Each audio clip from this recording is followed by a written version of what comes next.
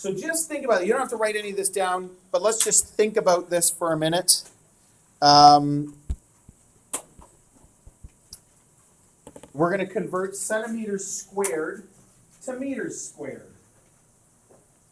So what's the conversion factor? If you look at that sheet, the handout that you have, 100 centimeters equals 1 meter. And I wish I had a meter stick. We don't really even have meter sticks anymore. I bet there's one somewhere. And so think about that. So here's my meter stick. It's digital up here. So there's a meter, the big long one. And I take 100 centimeters.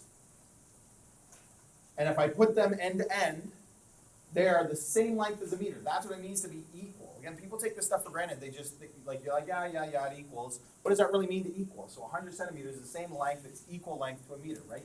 You line them up, and they're equal. They're the same length. So what does that mean for centimeters squared and meters squared, though? Is 100 centimeters squared equal to 1 meter squared? Because that's what people would probably think. Like, they wouldn't think about it, and they just say, oh, I'll just use the same conversion factor, 100 to 1. Well, what is a centimeter squared, first of all? It's a centimeter this way, like an area. Somebody was in the other class was asking about this yesterday. An area is different from a length. You can't compare them. Some people might say, what's bigger, 10 meters squared or 10 meters? Neither. They're two different measurements. You can't compare them when they're different units like that. A meter squared is literally an area that takes up space. So in other words, how many, like if you look at the floor, it's always really useful to look at the floor. It's got little tiles on it. How many of those tiles does it take to cover the entire floor? That's what area means. And your unit is like a square tile. How many of those fit into this space? So if my unit is meters squared, what does that mean? It means 1 meter this way and 1 meter that way, right? That's what it means to have a meter squared. That's the definition of that unit. How many square tiles that big would it take to fill this room? So a centimeter squared is the same idea, but it's a centimeter by a centimeter, right? 1 centimeter on each side is a square. How many of those would it take to fill the room? A lot. They're a lot smaller. So now let's compare the two. If I line up 100 centimeter square units across the top, they're only going to fill one row. It's going to look like this. So again, if I look here, these are equal. One fills up the other. If I do it like this, I'm going to get 100. 1, 2, 3, 4, ... 5, 6, 7, 8, 9, 100. That's 100 square centimeters is only going to fill the first row of a meter squared. So how many rows do I need? 100. ...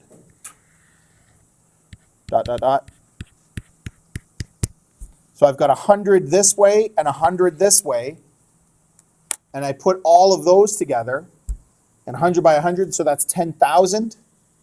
So you need 10,000 centimeters squared to fill 1 meter squared. It's not 100 to 1. It's 10,000 to 1.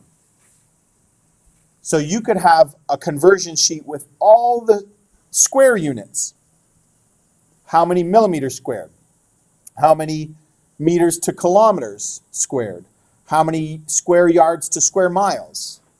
And then what about volume? Volume is going to be the same. It's different again. The conversion rate is not the same. So it's important to understand this little diagram and think about it.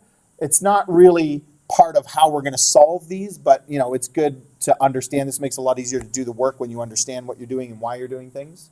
Okay? But let's take a look at how we're actually going to do it. We're not going to get new sheets. So you want to write down this example? We're not going to get new sheets with every conversion factor on them. It's not what we're going to do.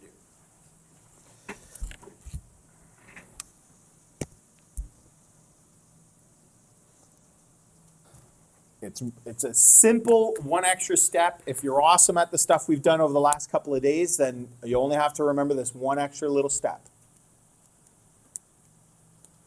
How would I do this let's pretend for a minute that it's not centimeters squared to meters squared. It's just centimeters to meters. How would I set up this proportion? Okay. Nice. X over 20,000. Okay, and why did you pick 1 over 100? So X was how many meters? 20,000 is how many centimeters? So you put meters on top, centimeters on bottom. Awesome. Good for thinking about the units. That's what you're supposed to do, right? Here's the extra step. All we do is put brackets around this and square it. Because that's how I get them going this way and going that way. Squaring. And so then you could rewrite this step or not. It's kind of up to you. But it's going to be X over 20,000 equals 1 over 10,000. 100 squared. 1 squared is 1. 100 squared is 10,000. So that ends up being the conversion factor. So you use the same sheet. And after I've set it up, if it's square units, I just square. But don't square this. You got to square the rate. The conversion factor is what gets squared. That's what we noticed. It's not 1 to 100 anymore. It's 1 to 100 squared. 100 that way and 100 that way. And if it's volume, it'd be 100 this way, 100 this way, and 100 that way. Right? Every direction that volume is. So same sheet, and you just square it. Multiply both sides by 20,000. Some people still have it in their heads that they're trying to figure out, do I divide or do I multiply? Like they're trying to think about it. Well, I can't remember. In this case, would I multiply or would I divide? That's what the proportion is supposed to do for us. It figures that out for us. Do I multiply or do I divide? So in this case, you divide, right? X equals 20,000 divided by 10,000. X equals 2. And units, meters squared. 20,000 centimeters squared is 2 meters squared.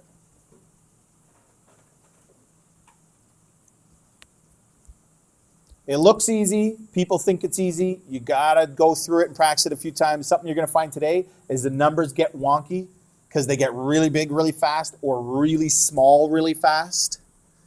And that you're going to have questions like, oh, well, how do I write this number? Oh, my calculator's doing something weird with this number. Some calculators show big or small numbers by default in like scientific notation. And you probably don't want that. You can turn it off, but that's something that you kind of got to figure out. Adam.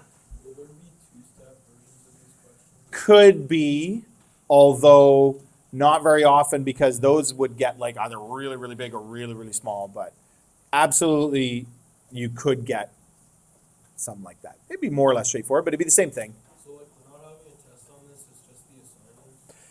Yeah. We're not going to have a separate test on this stuff. It'll pop up on a test somewhere down the road, but we're not having another test right now. Okay. So let's try this one. What do you notice about this one? Thomas? It's cubed. So how do you think we're going to set it up?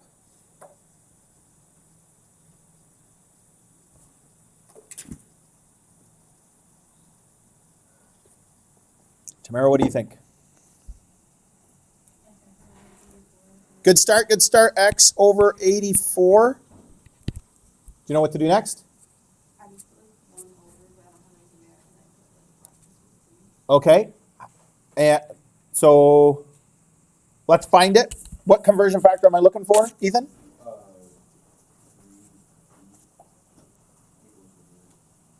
3 feet equals 1 yard. So I'm going to go back and I'm going to think about this. This is feet on top.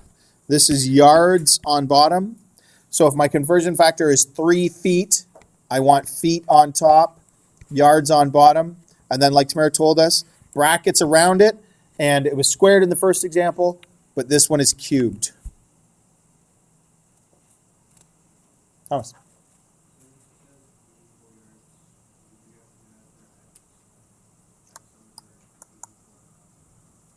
Sorry, say that again. Yeah? We're not cubing 84, the number no. This is important. It's a very good question because every year people do that. Yards cubed is a thing. Picture right now, put your pencil down and picture a cubic yard. It's like a yard this way, a yard that way, and a yard that way. It's like a big box. Or like a desk, like the size of the desk or something like that. Or in fact, have you ever heard of this? Have you ever done like landscaping with your parents at home? Like you move dirt around or sand or rocks or something, and you order it from the store, and you order a yard or 2 yards of gravel or of, right? What is a yard? It's a unit. It's one cubic yard. That's what it means. And it's about a bucket of like a big, like tractor kind of thing, right? Like it's like the size of a bucket is about 1 yard, so you get about a bucket full, typically. Anyway, so that's a unit. We've got 84 of those, not 84 cubed, 84 cubic yards. That's like 84 desks. That's what that means. So never take the exponent on the unit and apply it to a number.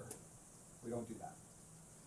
We cube this conversion factor, and we saw why in the demonstration above. And if you're still a little bit unsure of that, go with it, practice, and think about it, and it might make sense eventually, but it's pretty straightforward. Just you apply the unit on, the exponent on the unit to the conversion factor, never to the number there. So what is 3 cubed? You got to know how to do this on your calculator. It's 3 times 3 times 3. That's what it means, Anna? 27. So if I multiply, I can do a couple of these steps at the same time if I want. Multiply both of these by 84. And I'm going to end up with x equals, so these are gone on this side, 27 times 84. Like that's ultimately the math you end up doing. And what does that work out to? Say that again. That can't be.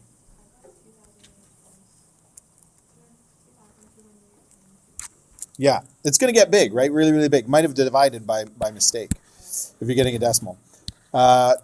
2,268 cubic feet.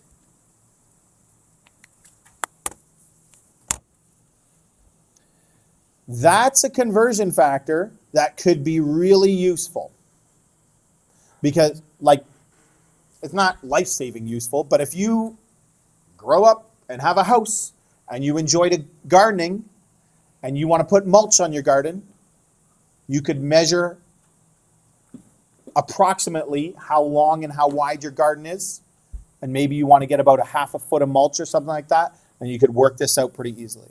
Now you could use a computer to do the converting as well, but it makes sense, right? That's so 2,268 cubic feet of mulch. Any questions?